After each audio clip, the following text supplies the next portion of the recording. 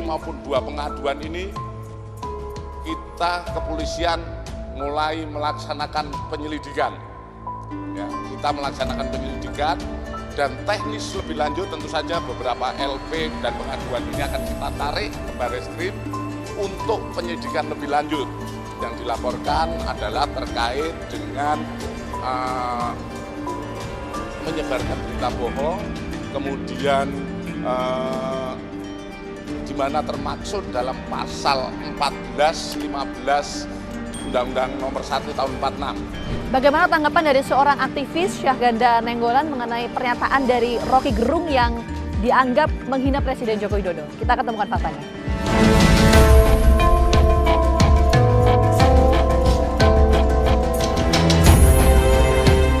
Saya ingin masuk ke konteks pernyataan yang disampaikan oleh Rocky Gerung. Nanti menurut Anda itu bentuk penghinaan nggak?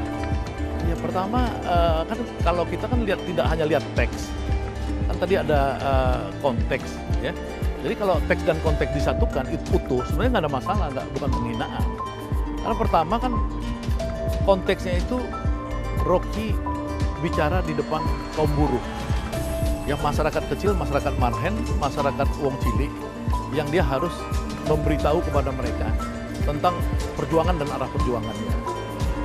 Yang kedua, bahwa dia memperlihatkan bahwa orientasi politik dan ekonomi kita diarahkan ke Cina, di mana IKN sebagai salah satu modus diberikan untuk desainnya ke Cina, pengelolaannya ke Cina dan lain-lain. Padahal itu ibu kota yang harusnya sakral dan harusnya boleh negara lain tahu gitu.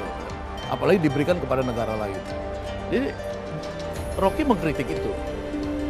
Yang ketiga, Rocky juga mengkritik Jokowi yang tidak lepas dari cawe-cawe ke parpol-parpol. Dianggap ini hanya mengurus kepentingan pribadi setelah dia selesai berkuasa. Kritiknya ini absah. Apakah ngomongan BT ini yang kemudian mengagetkan semua orang itu bisa dilepaskan dari konteks? Ya, tiba-tiba terpisah orang cuman hanya bilang ini orang kurang ajar, tidak etik, ya kan, dan ini akan membuat moralitas bangsa rusak. Kalau menurut saya itu terlalu dangkal. Ya. Oke, jadi Bang Syahganda mau menyampaikan bahwa ini bentuk dari kritikan kalau kita lihat secara konteksnya, bukan penghinaan. Itu yang ingin Bang Syahganda sampaikan. Kritikan dan yang mengkritik namanya Rocky Gerung. Yang memang hidupnya sudah, setahu saya sekitar 40 tahun di dunia pergerakan, ya, mengkritik dari dulu, mengkader orang, dan mengkritik. Lalu Rocky ini siapa? Rocky ini punya terah. Di atas tuh namanya Sultan Syahrir, Dr. Sultan Syahrir. Pendiri Partai Sosialis Indonesia, bukan PSI sekarang, PSI yang lama. Mereka punya 3 hal yang ditawarkan di Indonesia, demokrasi, equality, dan solidarity. Nah, dia itu absah kehadiran di Indonesia. Rocky Gerung itu menjadi fenomenal sekarang, disukai banyak anak-anak muda. Ketika Iwan Fals melakukan polling, dia dapat 18,5%, lebih tinggi dari Prabowo bahkan. Ya, nomor 3 setelah Anies dan Ganjar dalam hal elektabilitas. Artinya di masyarakat perkotaan minimal Rocky itu sangat populer. Menurut Anda kenapa kemudian pelaporan ini bisa kita lihat kurang lebih itu ada 30 pelaporan yang masuk berkaitan dengan Rocky Gerung. Yang pertama kan pelaporan soal yang kontroversi yang disampaikan oleh Rocky Gerung. Itu ada apa sebenarnya? Kalau menurut pertama kan saya tidak melihat itu spontan dari masyarakat. Saya kan melihat tuh ketika Hasto PDIP pertama sekali melakukan satu agresi ya, langkah agresif untuk mempersekusi dan melaporkan Rocky. Baru kemudian tentu karena dia punya jaringan se-Indonesia, PDI dan lain-lain, maka kemudian kita melihat ada gerakan di mana-mana. Dari Kalimantan, dari mana-mana, tapi saya berkeyakinan bahwa itu terkait dengan dia sebagiannya. Oke, dari mana indikator itu? Hah? Dari mana indikator? Ya karena mereka bergeraknya setelah PDIP melakukan itu. Nah yang kedua itu kan adalah kelompok yang disebut sebagai Beni Ramdhani. Ini kan sebenarnya melanggar otoritas ininya, otoritas kekuasaannya. Kalau partai oke lah, dia bukan pemerintah, ini pemerintah. Pemerintah itu harusnya ketika presidennya bilang, ini masalah kecil, harusnya itu tidak boleh lagi ikut-ikutan nih Beni ini. Karena Beni ini harus mengurusin PKI. Ya, dia nggak boleh ngurusin persekusi Rocky Gerung, nggak boleh. Karena dia ditugaskan negara makan uang publik. Sekarang kan dia nggak boleh uang publik itu dipakai untuk persekusi Rocky Gerung, nggak boleh. Nah saya melihat di luar ini cuman PDI yang agak agresif untuk mengejar Rocky Gerung. Oke, nah itu kenapa Bang? Kok Anda melihat Analisa ya, itu? analisa dong. Karena Rocky ini bergerak di Jawa Tengah, yang saya lihat itu, khususnya di Jawa Tengah, melakukan gerakan ABG, asal bukan Ganjar.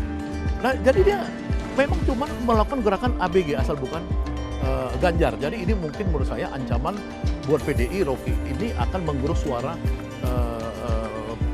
Ganjar di Jawa Tengah. Itu penafsiran saya yang dari situasi selama ini. Oke, nah ada juga Bang yang beranggapan seperti ini. Rocky Gerung adalah proksi dari jaringan internasional sehingga memiliki kepentingan untuk menyampaikan itu ke publik.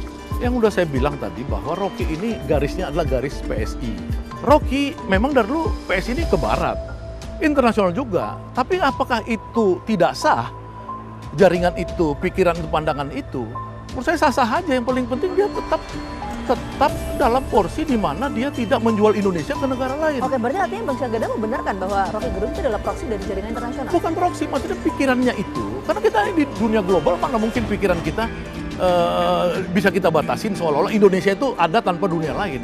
Tapi yang sebenarnya sejujurnya adalah Rocky itu dengan pikirannya pengen membuat buruh itu turun ke jalan-jalan seperti hari ini untuk merebut, memperbaiki nasibnya, lauknya. Anda yakin bahwa Rocky Gerung bisa lolos dari jerat hukum? Kata kuncinya adalah Jokowi jangan ngikutin PDI ini. Karena PDI ini sekarang saya lihat melaporkan, mempersekusi, ya atau minimal mendukung persekusi. Terus kemudian satu lagi itu tiba-tiba ada lagi kasus HMI bakar bendera, PDI langsung laporin polisi. Sekarang Rocky ada kasus dengan Yosana, polisi. Mereka ini kok nggak terlatih dengan dialog. Ya, demokrasi itu mendahulukan dialog. Kita harus pro kepada pikiran-pikiran yang dialog. Oke, baik. Terima kasih banyak Bang Syahganda. Nanti kita tunggu perkembangan dari kasus ini seperti apa. Sekali lagi terima kasih banyak sudah meluangkan waktu untuk kami. Ada beberapa fakta yang berhasil kami kumpulkan di lapangan.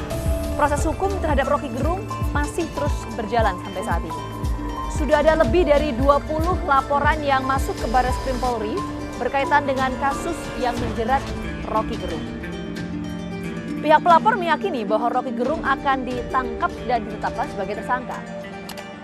Namun ada juga yang beranggapan bahwa pasal yang diterapkan terhadap Rocky Gerung ini tidak sesuai lantaran apa yang disampaikan oleh Rocky Gerung merupakan sebuah kritikan terhadap kebijakan, bukan sebuah penghinaan. Lantas bagaimana nasib dari Rocky Gerung? Kita akan tunggu perkembangan penyelidikan dari pihak kepolisian. Saksikan terus Fakta setiap hari Senin pukul 8 malam hanya di TV One.